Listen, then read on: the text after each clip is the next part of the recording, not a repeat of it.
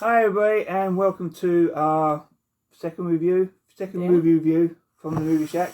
Today we are reviewing the Tomorrow War with Jurassic World's Chris Pratt, or Star-Lord, and J.M. Simmons, who was in Whiplash and Spider-Man. Those are the two main characters that I know in the film.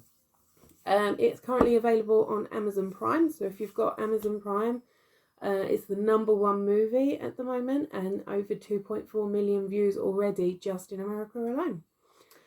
Yeah, it's a pretty decent film. There is a spoiler in this. Basically the plot of it is that there's a war in 30 years' time with aliens, and the people from the future come back to the past to recruit us to go into the future to fight the aliens. Yeah. And somehow Chris Pratt gets wound up in it all and brings out loads of dinosaurs. No, he doesn't. Don't go watching it and thinking, where are the dinosaurs? I was promised there's no dinosaurs There's no in it. Indoraptors or anything in there. Okay.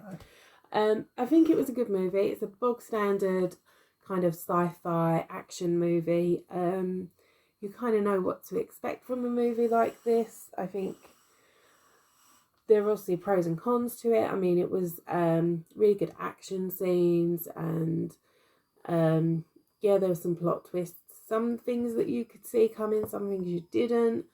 I think it was quite good. I like the fact that the people going forward in time had to be They had a thing on, didn't they? Yeah, but they couldn't.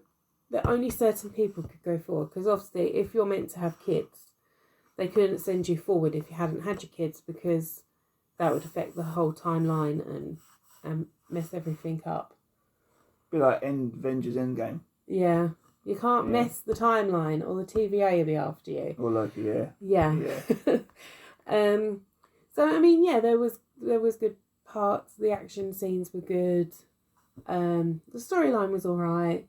It's a really good movie. Just turn the lights out, put the popcorn on, and just chill out. You haven't got to think too hard about it. It's not political or, really in depth, where you have to kind of really follow it along. Yeah, the film was made by Paramount Studios, but then it was sold to Amazon. And it's from the director who's directed the Lego movie, Batman Lego movie, 1 and 2. So to get an idea of that sort of thing, it's a very big different step for the director. There are some people who've criticised it, saying it's not as great, it's spent a lot of money on it. But as Lorraine was saying, it's a good film. It's pretty much getting what streaming services are like these days. They're making these films now that are quite good. Whether they're obviously cinema standard, then that's a different story. But they're investing a lot of money into these films, especially Amazon. They're investing billions into films now. Netflix as well.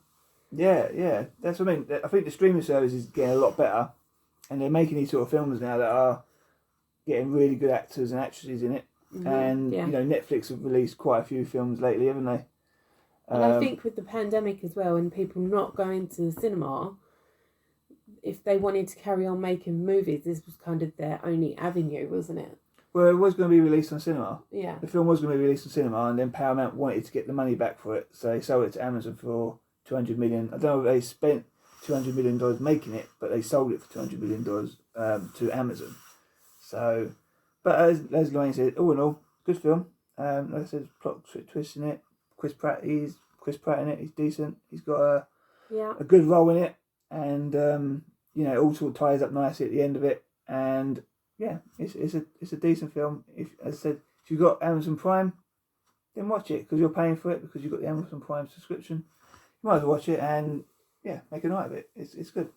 Everyone's been watching it, so it'll give you something to talk about, even if you don't like it.